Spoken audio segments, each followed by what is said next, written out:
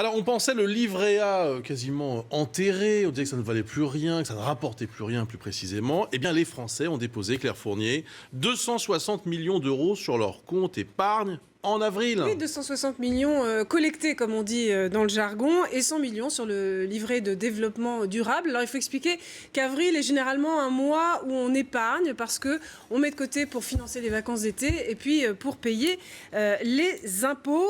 Il y a aussi une petite amélioration quand même du pouvoir d'achat grâce à la baisse des prix du pétrole. Et ça aussi, ça permet de mettre un peu d'argent de côté. Mais c'est vrai que c'est intéressant parce que c'est à contre-courant de ce que les Français ont fait depuis 2 ans, c'est-à-dire plutôt retirer en masse de l'argent de leur livret d'épargne. 1 milliard retiré simplement de janvier à avril. Et c'est vrai qu'avec un taux de 0,75%, un plus bas historique, rappelons-le, le livret A n'apparaît plus très attractif, surtout quand on se souvient qu'à la fin des années 80, le livret A offrait un rendement de 5%. Bon, mais c'est vrai qu'à l'époque, l'inflation était de 2,5%. Aujourd'hui, elle est quasi nulle.